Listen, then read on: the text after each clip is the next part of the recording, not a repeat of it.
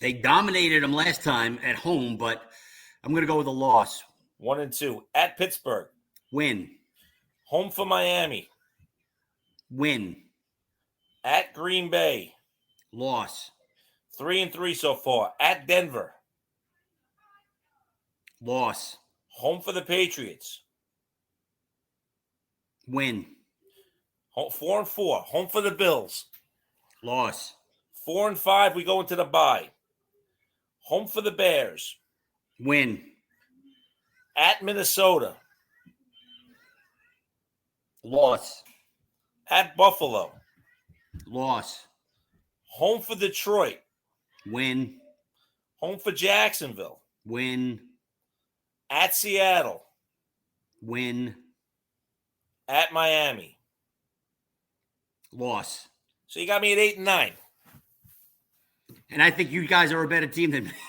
Well, we have a tougher schedule a little bit just because the division's a little better. Right. I mean, because you got to count both Buffalo games as losses. I gave you both losses in Dallas, but that's not definite. Right.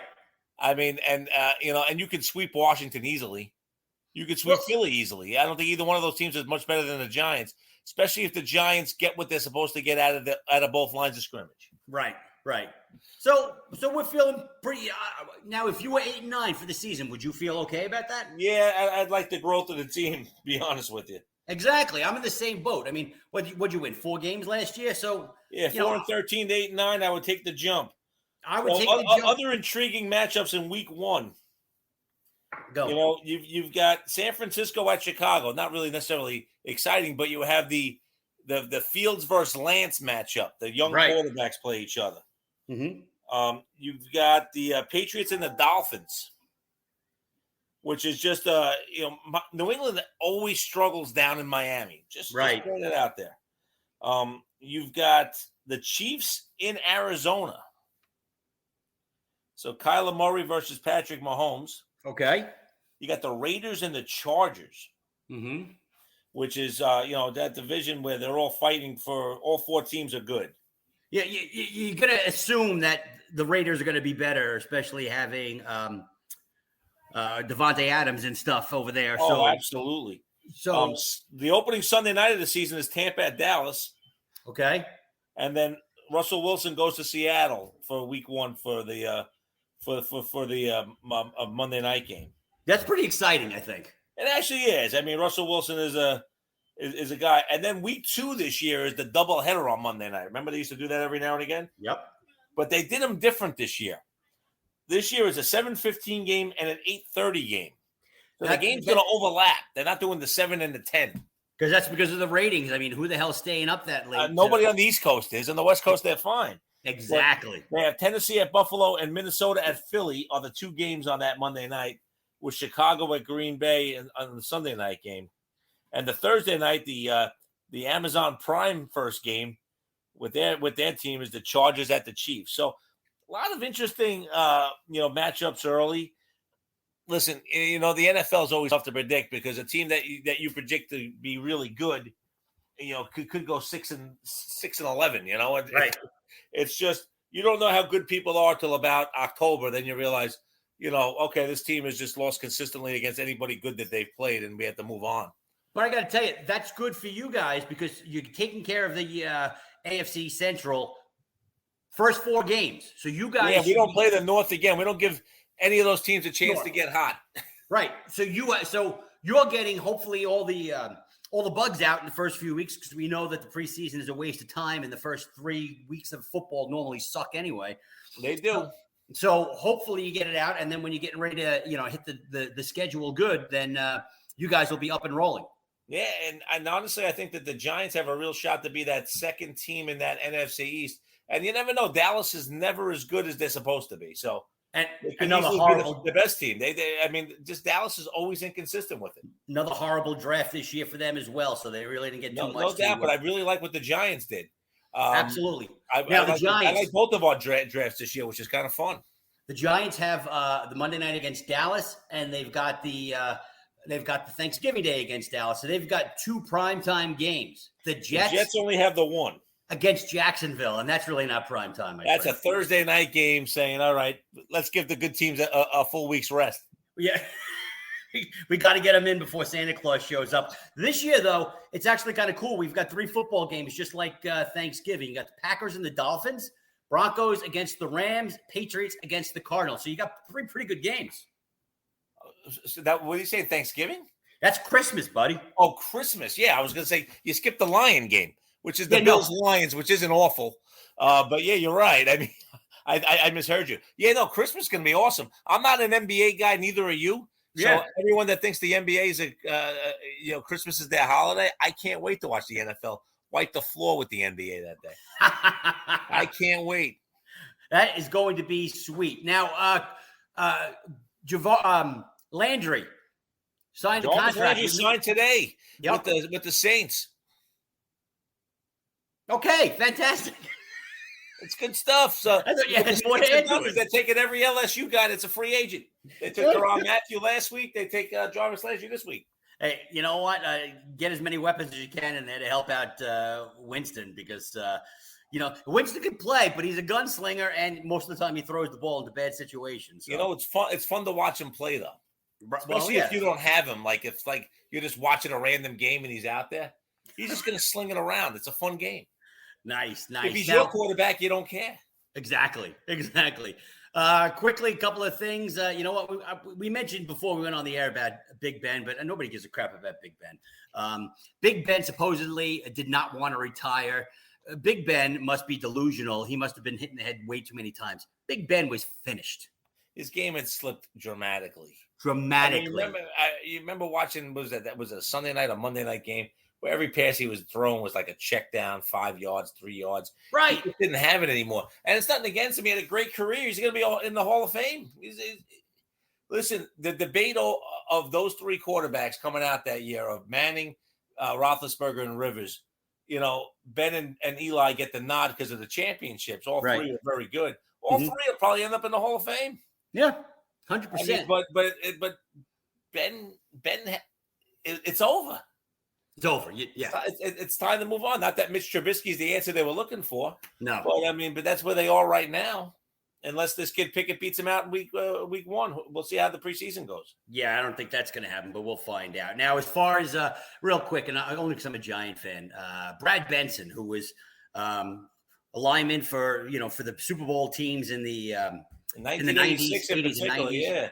Yeah, one of the biggest Hyundai car dealerships on the East Coast as well. But apparently he's got some very serious neurological issues going on right now. Carson started a GoFundMe page for him, Harry Carson for the Giants and stuff.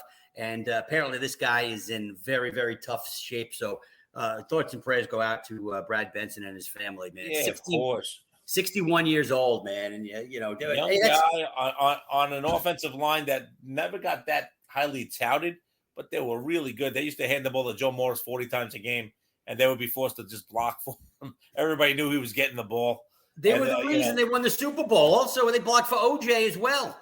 Not very true. I just remember that first one, first Super Bowl when it was like Billy Ard and Oates, and they would just Carl Nelson.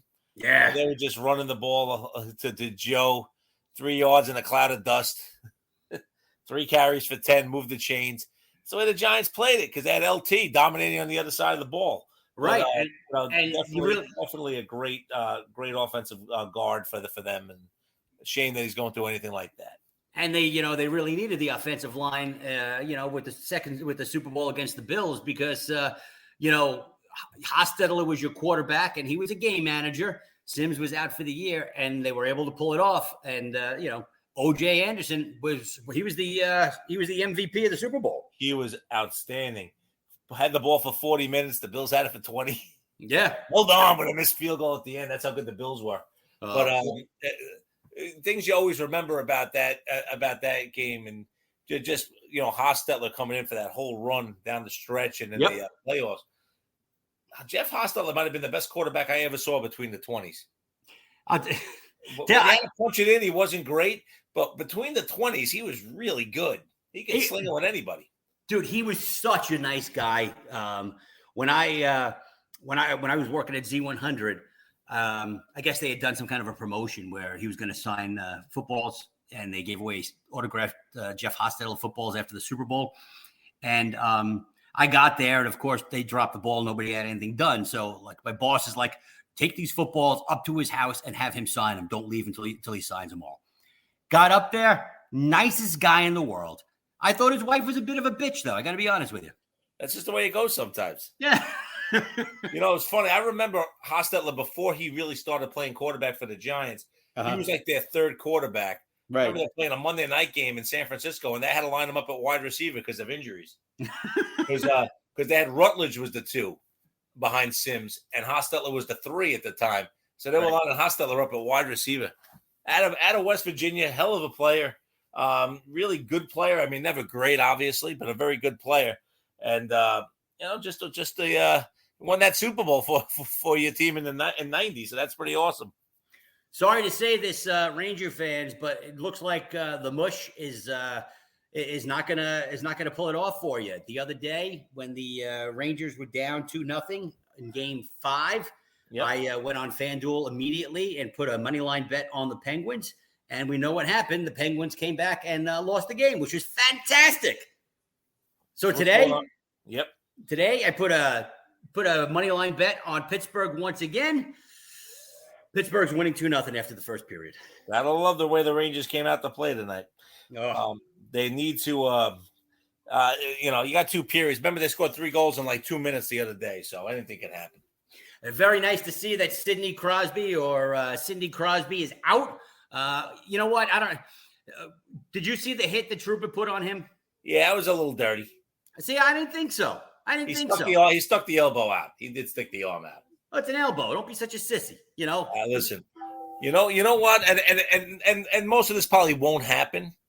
But if the playoffs, like right now, Colorado is locked in to play St. Louis, right, in the second round, which is a good, fine, Midwest series. If Calgary can hold on to their lead and Edmonton wins at home, it will be the Battle of Alberta in another series. If Tampa and Florida both win, you can have the Battle of Florida in another series. And if the Rangers and the Bruins win, you get New York versus Boston in original 6. That would be awesome. That would be 4 amazing series of teams that really don't like each other. One of the things that I'm glad that Sydney's hurt. I know you are. In the first period, there was a face-off. Him and Zibanejad did a face-off. Zibanejad's stick did get up a little bit high, got the side of his helmet. He went down like he was JFK going down Dealey Plaza, man. He went down like the biggest bitch in the world. That is why I can't stand it. So you're saying you're not a fan? Not a fan. Not a fan. I now understand why. So we'll see what happens. Hopefully the Rangers. Listen, a lot of good hockey though. Whenever you're looking at the fact that there's 3 Game 7s tomorrow in the first round, right, and there's a potential of 3 Game 7s on Sunday. I mean, it may end up being none, may end up being 1, but you're looking at almost every series except for 1 going at least 6 games. It's a great first round of the playoffs. Very good first round. And I know you're rooting for Los Angeles, and I'm rooting for Boston, and we're probably both going to lose tomorrow, but because we're in a pool together. But I mean, that's just the way it works out. The luck of the draw. The luck. Or the unluck of the draw. So anything else you want to cover, my friend? I mean, I think we pretty much got it, except for the Kentucky Derby. Wow. Longest shot on the board, looking like he had no shot most of the way, and all of a sudden, out of nowhere, comes up that rib, makes a move, cuts back inside, and steals the race. I thought it was pretty amazing watching the replay from overhead, how he was like zigzagging around all the traffic. Oh, just a great ride by the jockey, Saez. But it was nobody expected it. I mean, this horse wasn't in the race until like a couple of days earlier because he had to wait for a horse to get to scratch. Not a couple of days, my friend. Friday. One day. It was Friday. I know. I was about to say Friday, Saturday. But Rich Strike, who did not qualify, then was put in, and he was he's a $30,000 claimer off his second career start. What that means is that when you have a horse of Kentucky Derby caliber, they're not claimer horses, which means somebody could go in there and bid